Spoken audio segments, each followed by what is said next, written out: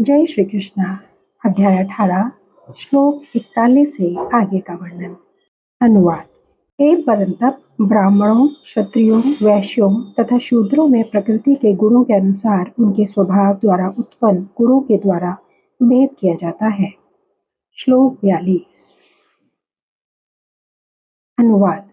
शांति, प्रियता, आत्मसंयम, तपस्या, पवित्रता, सहिष्णुता, सत्यनिष्ठा, ज्ञान, विज्ञान तथा धार्मिकता ये सारे स्वाभाविक गुण हैं जिनके द्वारा ब्राह्मण कर्म करते हैं। श्लोक 43। अनुवाद। वीरता, शक्ति, संकल्प, दक्षता, युद्ध में धैर्य, उदारता तथा नेतृत्व ये क्षत्रियों के स्वाभाविक गुण हैं। श्लोक 44। अनुवाद। कृषि करना, गौ रक्षा तथा व्यापार वैश्यों के स्वाभाविक कर्म है और शूद्रों का कर्म श्रम तथा अन्यों की सेवा करना है। श्लोक 45। अनुवाद। अपने अपने कर्म के गुणों का पालन करते हुए प्रत्येक व्यक्ति सिद्ध हो सकता है। अब तुम मुझसे सुनो कि यह किस प्रकार किया जा सकता है। श्लोक 46। अनुवाद। जो सभी प्राणियों का उद्गम है और सर्वव्यापी है, उस भगवान की उपासना करके मनुष्य अपना कर्म करते हुए पूर्णता प्राप्त कर सकता है। तात्पर्य। जैसा कि 15वें अध्याय में बताया जा चुका है, सारे जीव परमेश्वर के भिन्नांश हैं। इस प्रकार परमेश्वर ही सभी जीवों के आदि हैं। वेदांत सूत्र में इसकी पुष्टि हुई है। जन्माघस्य यतः, अतएव परमेश्वर प्रत्येक जीव के जीवन के उद्गम है। जैसा कि भगवत गीता के 7वें अध्याय में कहा गया है, परमेश्वर अपनी परा तथा अपरा इन दो शक्तियों के द्वारा सर्वव्यापी हैं। अतएव मनुष्य को चाहिए कि उनकी शक्तियों सहित भगवान की पूजा करे। सामान्यतः वैष्णव जन परमेश्वर की पूजा उनकी अंतरंगा शक्ति समेत करते हैं। उनकी बहिरंगा शक्ति उनकी अंतरंगा शक्ति का विकृत प्रतिबिंब है। बहिरंगा शक्ति पृष्ठभूमि है, लेकिन परमेश्वर परमात्मा रूप में पूर्णांश का विस्तार करके सर्वत्र स्थित है। वे सर्वत्र समस्त देवताओं, मनुष्यों और पशुओं के परमात्मा हैं। अतएव मनुष्य को यह जानना चाहिए कि परमेश्वर का भिन्नांश होने के कारण उसका कर्तव्य है कि वह भगवान की सेवा करे। प्रत्येक व्यक्ति को कृष्ण भावनामृत में भगवान की भक्ति करनी चाहिए। इस श्लोक में इसी की संस्तुति की गई है। प्रत्येक व्यक्ति को सोचना चाहिए कि इंद्रियों के स्वामी ऋषिकेश द्वारा वह विशेष कर्म में प्रवृत्त किया गया है। अतएव जो जिस कर्म में लगा है उसी के फल के द्वारा भगवान श्री कृष्ण को पूजना चाहिए। यदि वह इस प्रकार से कृष्ण भावनामय होकर सोचता है तो भगवत कृपा से वह पूर्ण ज्ञान प्राप्त कर लेता है। यही जीवन की सिद्धि है। भगवान ने भगवत गीता में कहा है, तेषा महा समुद्धरता, परमेश्वर स्वयं से भक्त का उद्धार करते हैं। यही जीवन की सर्वोच्च सिद्धि है। कोई चाहे जिस वृत्ति परक कार्य में लगा हो, यदि वह परमेश्वर की सेवा करता है तो उसे सर्वोच्च सिद्धि प्राप्त होती है। श्लोक 47। अनुवाद। अपने वृत्तिपरक कार्य को करना, चाहे वह कितना ही त्रुटिपूर्ण ढंग से क्यों न किया जाए, अन्य किसी के कार्य को स्वीकार करने और अच्छी प्रकार करने की अपेक्षा अधिक श्रेष्ठ है। अपने स्वभाव के अनुसार निर्दिष्ट कर्म कभी भी पाप से प्रभावित नहीं होते। तात्पर्य। भगवत गीता में मनुष्य के वृत्तिपरक कार्य स्वधर्म का निर्देश है। जैसा कि पूर्ववर्ती श्लोकों में वर्णन हुआ है, ब्राह्मण, क्षत्रिय, वैश्य तथा शूद्र के कर्तव्य उनके विशेष प्राकृतिक गुणों स्वभाव के द्वारा निर्दिष्ट होते हैं। किसी को दूसरे के कार्य का अनुकरण नहीं करना चाहिए। जो व्यक्ति स्वभाव से शूद्र के द्वारा किए जाने वाले कर्म के प्रति आकृष्ट हो, उसे अपने आप को झूठे ही ब्राह्मण नहीं कहना चाहिए, भले ही वह ब्राह्मण कुल में क्यों न उत्पन्न हुआ हो। इस तरह प्रत्येक व्यक्ति को चाहिए कि अपने स्वभाव के अनुसार कार्य करे। कोई भी कर्म निकृष्ट गर्हित नहीं है यदि वह परमेश्वर की सेवा के लिए किया जाए। ब्राह्मण का वृत्तिपरक कार्य निश्चित रूप से सात्विक है, लेकिन यदि कोई मनुष्य स्वभाव से सात्विक नहीं है तो उसे ब्राह्मण के वृत्तिपरक कार्य धर्म का अनुकरण नहीं करना चाहिए। क्षत्रिय या प्रशासक के लिए अनेक गर्हित बातें हैं। क्षत्रिय को शत्रुओं का वध करने के लिए हिंसक होना पड़ता है और कभी-कभी कूटनीति में झूठ भी बोलना पड़ता है। ऐसी हिंसा तथा कपट राजनीतिक मामलों में चलता है, लेकिन क्षत्रिय से यह आशा नहीं की जाती कि वह अपने वृत्तिपरक कर्तव्य त्याग कर ब्राह्मण के कार्य करने लगे।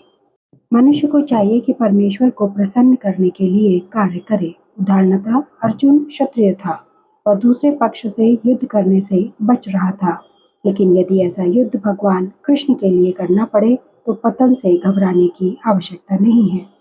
कभी-कभी व्यापारिक क्षेत्र में भी व्यापारी को लाभ कमाने के लिए झूठ बोलना पड़ता है। यदि वह ऐसा नहीं करे तो उसे लाभ नहीं हो सकता।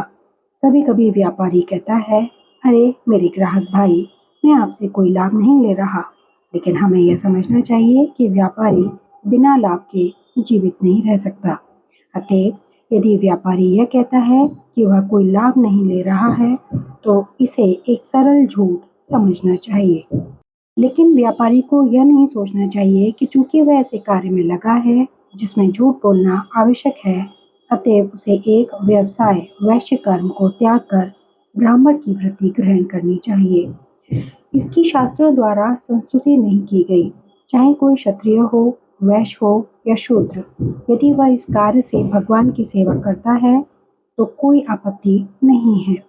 कभी-कभी विभिन्न यज्ञों का संपादन करते समय ब्राह्मणों को भी पशुओं की हत्या करनी होती है, क्योंकि इन अनुष्ठानों में पशु की बलि देनी होती है। इसी प्रकार यदि क्षत्रिय अपने कार्य में लगा रहकर शत्रु का वध करता है तो उस पर पाप नहीं चढ़ता। तृतीय अध्याय में इन बातों की स्पष्ट एवं विस्तृत व्याख्या हो चुकी है। हर मनुष्य को यज्ञ के लिए अथवा भगवान विष्णु के लिए कार्य करना चाहिए। निजी इंद्रिय तृप्ति के लिए किया गया कोई भी कार्य बंधन का कारण है। निष्कर्ष यह निकला कि मनुष्य को चाहिए कि अपने द्वारा अर्जित विशेष गुण के अनुसार कार्य में प्रवृत्त हो और परमेश्वर की सेवा करने के लिए ही कार्य करने का निश्चय करे। श्लोक 48 अनुवाद। प्रत्येक उद्योग प्रयास किसी न किसी दोष से आवृत होता है। जिस प्रकार अग्नि धुएं से आवृत रहती है, अतएव हे कुंती पुत्र, मनुष्य को चाहिए कि स्वभाव से उत्पन्न कर्म को, भले ही वह दोषपूर्ण क्यों न हो, कभी त्यागे नहीं।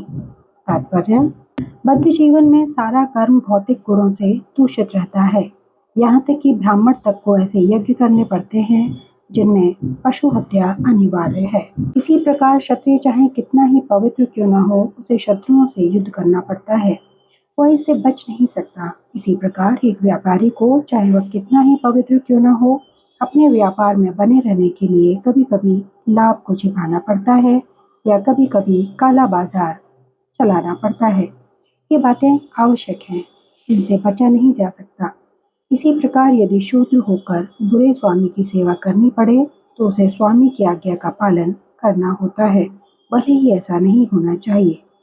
इन सब दोषों के होते हुए भी मनुष्य को अपने निर्दिष्ट कर्तव्य करते रहना चाहिए, क्योंकि वे स्वभावगत हैं। यहाँ पर एक अत्यंत सुंदर उदाहरण दिया जाता है। यद्यपि अग्नि शुद्ध होती है तो भी उसमें धुआं रहता है, लेकिन इतने पर भी अग्नि अशुद्ध नहीं होती। अग्नि में धुआं होने पर भी अग्नि समस्त तत्वों में शुद्धतम मानी जाती है। यदि कोई क्षत्रिय की वृत्ति त्याग कर ब्राह्मण की वृत्ति ग्रहण करना पसंद करता है, उसको इसकी कोई निश्चितता नहीं है कि ब्राह्मण वृत्ति में कोई अरुचिकर कार्य नहीं होंगे। अतएव कोई यह निष्कर्ष निकाल सकता है कि संसार में प्रकृति के कल्मश से कोई भी पूर्णतः मुक्त नहीं है। इस प्रसंग में अग्नि तथा धुएं का उदाहरण अत्यंत उपयुक्त है। यदि जाड़े के दिनों में कोई अग्नि से कोयला निकालता है तो कभी-कभी धुएं से आंखें तथा शरीर के अन्य भाग दुखते हैं, लेकिन इन प्रतिकूल परिस्थितियों के बावजूद भी अग्नि को तापा जाता है। इसी प्रकार किसी को अपनी सहज वृत्ति इसलिए नहीं त्याग देनी चाहिए कि कुछ बाधक तत्व आ गए हैं, अपितु मनुष्य को चाहिए कि कृष्ण भावनामृत में रहकर अपने वृत्तिपरक कार्य से परमेश्वर की सेवा करने का संकल्प ले। यही सिद्धि अवस्था है। जब कोई भी व्रतपरक कार्य भगवान को प्रसन्न करने के लिए किया जाता है, उस कार्य के सारे दोष शुद्ध हो जाते हैं। जब भक्ति से संबंधित कर्म फल शुद्ध हो जाते हैं तो मनुष्य अपने अंतर का दर्शन कर सकता है और यही आत्म साक्षात्कार है। श्लोक 39 अनुवाद। जो आत्म संयमी तथा अनासक्त है एवं जो समस्त भौतिक भोगों की परवाह नहीं करता, वह संन्यास के अभ्यास द्वारा कर्म फल से मुक्ति की सर्वोच्च सिद्ध अवस्था प्राप्त कर सकता है। तात्पर्य। सच्चे संन्यास का अर्थ है कि मनुष्य सदा अपने को परमेश्वर का अंश मानकर यह सोचे कि उसे अपने कार्य के फल को भोगने का कोई अधिकार नहीं है। क्योंकि वह परमेश्वर का अंश है, अतएव उसके कार्य का फल परमेश्वर द्वारा भोगा जाना चाहिए। यही वास्तव में कृष्ण भावनामृत है। जो व्यक्ति कृष्ण भावनामृत में स्थित होकर कर्म करता है, वही वास्तव में सन्यासी है। ऐसी मनोवृत्ति होने से मनुष्य संतुष्ट रहता है, क्योंकि वह वास्तव में भगवान के लिए कार्य कर रहा होता है। इस प्रकार वह किसी भी भौतिक वस्तु के लिए आसक्त नहीं होता।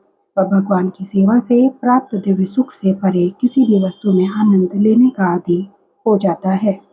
सन्यासी को पूर्व कार्यकलापों के बंधन से मुक्त माना जाता है, लेकिन जो व्यक्ति कृष्ण भावनामृत में होता है, वह बिना संन्यास ग्रहण किए ही यह सिद्धि प्राप्त कर लेता है। यह मनोदशा योगारूढ़ या योग की सिद्धावस्था कहलाती है, जैसा कि तृतीय अध्याय में पुष्टि हुई है। यस्तवात्म रतिरेव स्यात्। जो व्यक्ति अपने से संतुष्ट रहता है, उसे अपने कर्म से किसी प्रकार के बंधन का भय नहीं रह जाता। श्लोक 50 से आगे का वर्णन अगले वीडियो में। धन्यवाद। जय श्री कृष्ण।